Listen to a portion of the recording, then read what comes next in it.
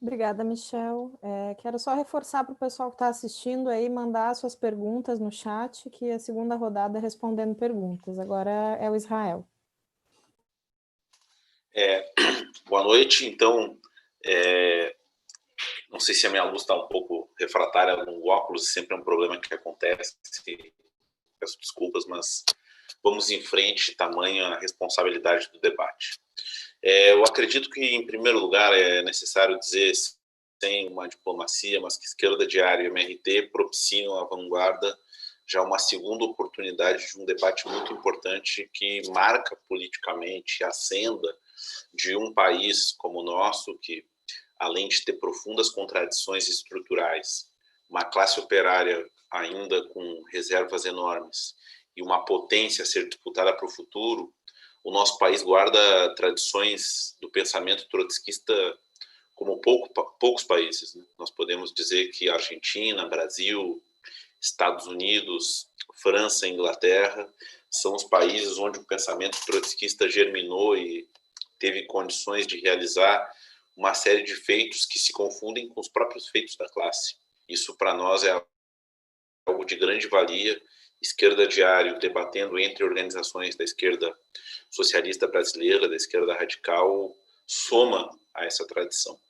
Feito essa observação inicial, eu gostaria de colocar algumas ponderações aqui e depois fazer alguns chamados, alguns convites para que possamos estabelecer, para além do debate político e programático, ideológico, histórico, teórico, algumas ações em comum, atividades concretas para testarmos na prova dos 9 da realidade política a nossa capacidade de síntese e de ação comum sobre o conjunto da atividade do movimento. Trotsky, assassinado há 80 anos, de alguma forma, Michel tocou um pouco isso. Stalin precisou destruir politicamente, materialmente, moralmente, as duas grandes conquistas do movimento operário, a Revolução Russa e a Terceira Internacional, que foi a maior conquista que o movimento operário teve até então, sobretudo nos seus 4 primeiros congressos, com seus programas originais. Ele desativou o processo revolucionário na Rússia, que se desenvolveu numa contra-revolução que Trotsky chegou a chamar de termidoriana, e dissolveu a Terceira Internacional num processo que deixou de ser uma ferramenta política para, nas palavras de Pierre Broët, se transformar quase que numa agência policialesca. Nesse meio tempo, o assassinato de Trotsky teve justamente o sentido de liquidar fisicamente, não só a vanguarda, não só o melhor do Comitê Central que fez a Revolução em 1917, mas a figura, a personalidade histórica que representava o combate por um programa de independência de classe, um programa de revolução, de ruptura e um programa internacionalista.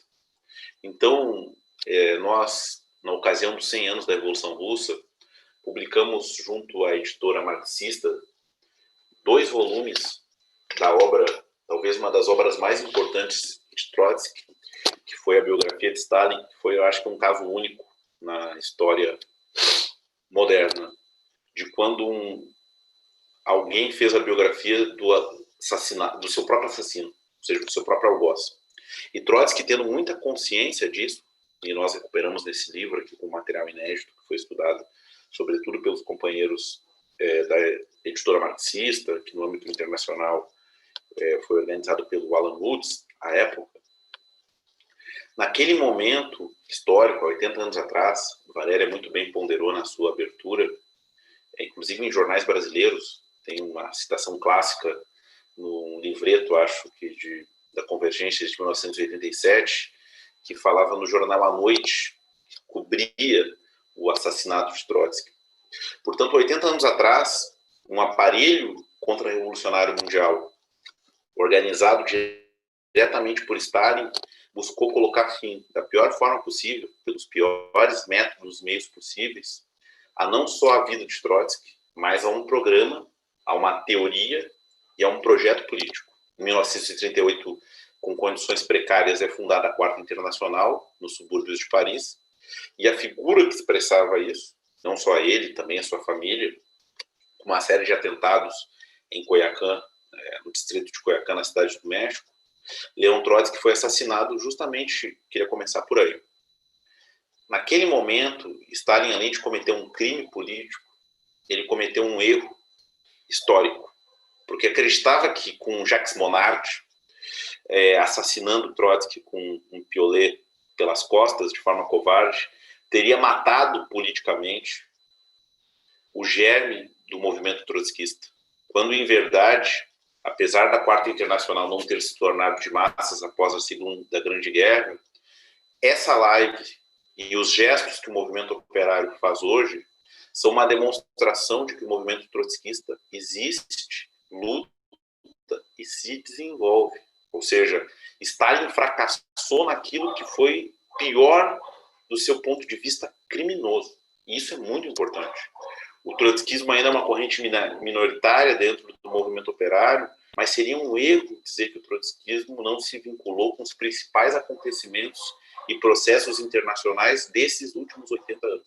Com dificuldades, com erros, com uma luta política contra um setor oportunista e contra um setor sectário, mas o trotskismo se postulou e se consolidou. Isso é um marco político, não só dessa live, como desse espaço do movimento trotskista internacional. E acho que isso é importante. Começo por aí porque existe toda uma tentativa de reabilitação de um neo-stalinismo com uma literatura muito vulgar, baseado num teórico italiano chamado Domenico Losurdo, que de alguma forma busca nas universidades criar uma metáfora ilusória, um fetiche da imagem de um Stalin que não só não é real, como é avessa. Stalin não é um revolucionário. Stalin é o coveiro da Revolução Internacional. E combater o stalinismo é uma tarefa permanente de todos aqueles que defendem a Revolução Internacional. Então, o primeiro passo que eu digo é que o trotskismo vive e se vinculou nos principais processos de luta, nos campos de concentração, seja no gueto de Varsóvia, seja nos campos de concentração da Europa Oriental, seja na própria Alemanha. Os trotskistas eram aqueles que não só não capitulavam, como eles combatiam, inclusive, contra o stalinismo. Agora nós tivemos uma grande rebelião que começou no estado de Minneapolis, com George Floyd, e a primeira organização operária que construiu um trabalho de massas na região foi o SWP, com a grande greve de Minneapolis, encabeçada pelos trotskistas ainda nos anos 30. Não houve nenhuma revolução política ou social no século XX que os trotskistas, a seu modo, não tiveram o afã e a oportunidade de se colocar na primeira fileira com seu corpo para fazer isso.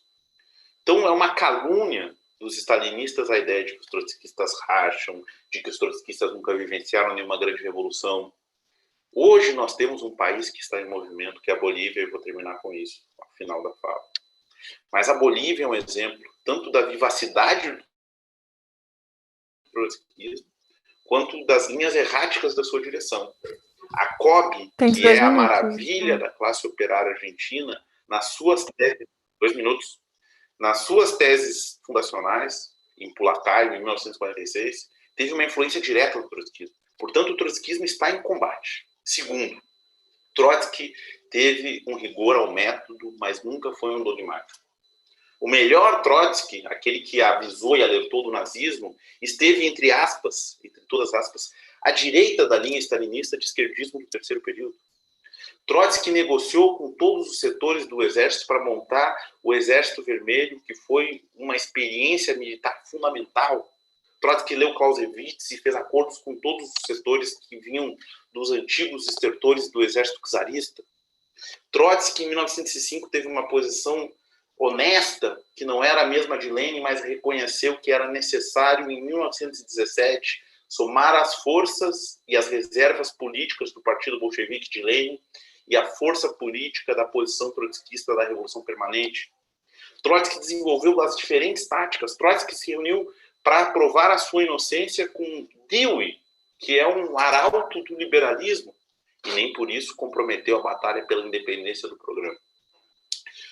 A longa luta, a longa marcha para colocar em curso uma organização internacional, que foi a luta e a obra de Trotsky, hoje tem reflexos e ecos contemporâneos.